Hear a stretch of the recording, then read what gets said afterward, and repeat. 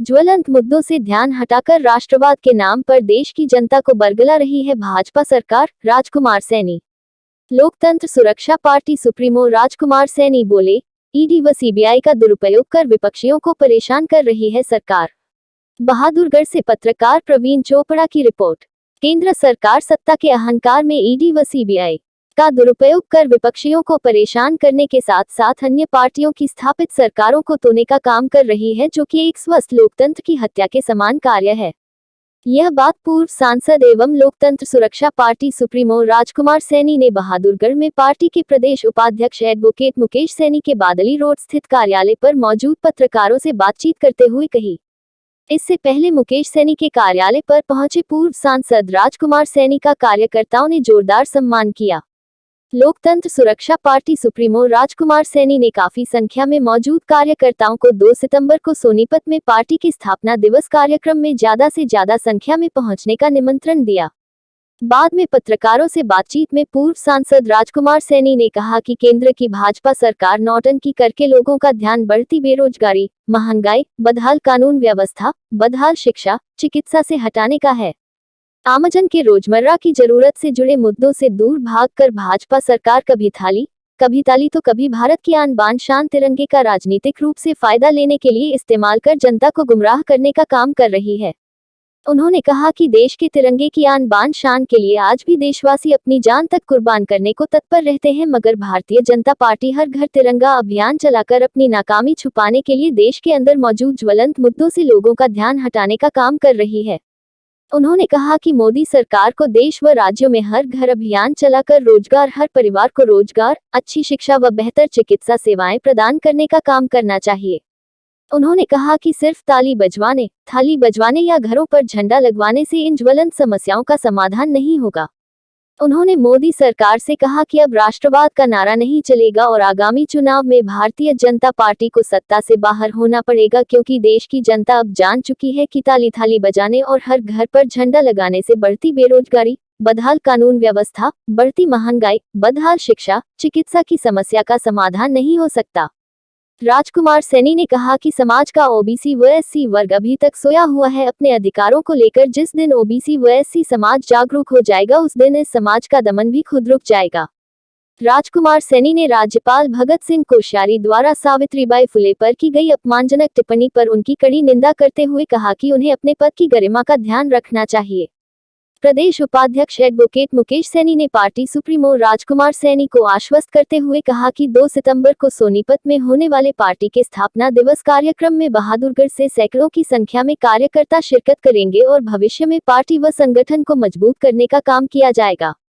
इस अवसर पर प्रदेश उपाध्यक्ष राम कुमार प्रजापति, हल्का प्रभारी उमेद सैनी, शहरी अध्यक्ष जय भगवान जानगड़ा, मंडल अध्यक्ष मदन सैनी, कानौंदा मंडल अध्यक्ष रोशन प्रजापति, एससी मोर्चा अध्यक्ष शमशेर लाडवाल, युवा शहरी अध्यक्ष मोनू प्रजापति, मंडल संजय सैनी, मीडिया सलाहकार देवेंद्र सैनी सहित काफी संख्या में कार्यकर्ता मौजूद रहे। आज हमारी पार्टी का यह मीटिंग करने का बहादुरगढ़ के अंदर 2 सितंबर को सोनीपत के अंदर शांति ज्ञान गार्डन में स्थापना दिवस है। उसका इन्विटेशन देने के लिए मैं आज बहादुरगढ़ में आया हूं। पर सरकार की उन नीतियों का भी मैं विरोध करना चाहूंगा आपके न्यूज टुडे 24 के माध्यम से, कि गोदी मीडिया तो उस बात को उठाता नहीं। आज पूरी बीजेपी कभी मध्य प्रदेश की सरकार गिराती है, कभी महाराष्ट्र की सरकार गिराती है, 3-3 4 करोड़ रुपए के बजट रखती है सरकारों को, एमएलए को खरीदने के। उनके पास अभी हरियाणा के अंदर तनख्वाहें देने के पैसे तो नहीं, लेकिन ये कन्फर्म है कि अब बहुत ज्यादा देर ये ताली थाली और झंडे बांटकर झूठा नाटक राष्ट्रवाद का नहीं चलेगा। रोजगार का लोगों को हिसाब बताना पड़ेगा कि कितने लोगों को रोजगार दिया, क्योंकि इंडस्ट्री ठप होने से सब लोग घर पे बैठे हैं। और जो सीबीआई और ईडी के माध्यम से जो बाकी की सरकारों को गिराने का जो गंदा प्रयास इस देश के अंदर चल पड़ा है, ये जो मंसूबे हैं कि इसको हिंदू राष्ट्र बना करके और मनुस्मृति लागू की जाएगी, जिसमें कभी दलित और पिछड़ा पढ़ाई नहीं कर सकता था, चारपाई पर नहीं बैठ सकता था, और ठीक इसी प्रकार से वो अपने हकों के लिए अपनी जुबान नहीं खोल सकता था। अब ये गए दिनों की बात होगी। 2021, 2022 और 2024 तक एक बहुत बड़ा फेरबदल देश में होने वाला है। जी, प्रदेश की कार्यकारिणी को लेकर आप क्या कहेंगे? काफी आपके दूसरी पार्टियों में चले गए सर। नहीं, हमारे पास जो लोग गए थे वो वापिस आ लिए और आने के लिए बाकी के तैयार बैठे हैं। ये बात मैं जरूर कहूंगा, जो स्वर्ण कास्टों के लोग थे वो हमें नीचा दिखा करके इसलिए गए, उनकी मानसिकता ये थी कि ओबीसी में से कोई नेता ना पनप जाए। बस इस पीड़ा में हमने उनको टच नहीं किया। जो हमारे साथ कई लोग लगे हुए थे जो जींद इलेक्शन में हमें धराशायी करके गए और भीतर घात के जरिए वो बीके मोटे पैसे लेकर के बीच इलेक्शन में हमारे से गए थे। नगर परिषद चुनाव में हार के क्या कारण बनते थे? नगर परिषद चुनाव में हमने 4-6 दिन पहले कोई लड़ने की हिम्मत नहीं जुटा रहा था, लेकिन भाई मुकेश जी ने हिम्मत जुटाई कि भाई ओबीसी के लोग लगभग 1 लाख वोट हैं और 1 लाख वोटों में से कोई नहीं खड़ा, और जिनकी लगभग 20,000 वोट हैं वो 15-20,000 वोट वाले 3-3 खड़े हैं। तो भाई हमारे में से भी कोई खड़ा होना चाहिए। आप इलेक्शन लड़ने से पहले ही हार गए। लेकिन अभी हमारा जो ओबीसी समाज है वो इस बात की उनको अहम नहीं है कि भाई हमारे को ये तो जरूर विरोध करते हैं कि सारी जमीनें हड़प ली, जो शामलात जमीनें थी उन पर कॉलोनियां और उन पर मार्केटें काट दी, लेकिन हिम्मत जुटाने के लिए, इंसाफ लोगों को, कमजोर तबके को इंसाफ दिलाने के लिए कोई हिम्मत नहीं जुटा रहा। मैं धन्यवाद करूंगा मुकेश भाई का कि इन्होंने हिम्मत जुटाई। आगामी पंचायत चुनाव आने वाले हैं, जिला परिषद के भी आने वाले हैं, तो उनमें क्या तैयारियां हैं? क्या अभी तो सरकार जो है इस इलेक्शन को पीछे पीछे करते करते 2 साल निकाल चुकी है।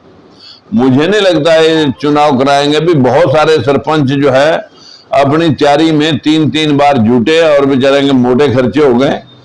अब नए नए लोग, उनको काट करके लोग नए आ जाते हैं। फिर उनको अगर सरकार ने चुनाव ना कराया और यही नौटंकी की तो आने वाली औकात जो है ना, बीजेपी को जैसे 75 पार के नारे के बाद 40 पे अटके दें, अब 4 पे अटकाएंगे।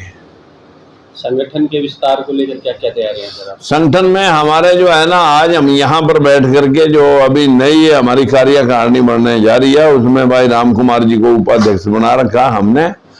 और अभी जो यहाँ पर कुछ मजबूत लोग जो पार्टी के लिए जिन्होंने चुनाव में काम किया, उनमें से बहादुरगढ़ के अंदर एक हल्का अध्यक्ष और बाकी के जो है यहाँ कार्यकारिणी के सदस्य बनाएंगे। और हमारे प्रदेश में जो है अभी लगभग एक कोर ग्रुप तैयार किया गया है। उस कोर ग्रुप में हंसराज जी बैरागी समाज से हैं, वो उपाध्यक्ष हैं। और इसी प्रकार जो है हमारे श्रीपाल जी, अब जो पहले राष्ट्रीय अध्यक्ष थे, अब उनकी जिम्मेवारी कोषाध्यक्ष की लगाई गई है। ऐसे ही कोर ग्रुप के अंदर काफी सारे लोगों की एंट्री अभी पिछले दिनों 11 आदमियों की थी। वो जो अभी हमारी लिस्ट है उसमें अभी विस्तार होने जा रहा है।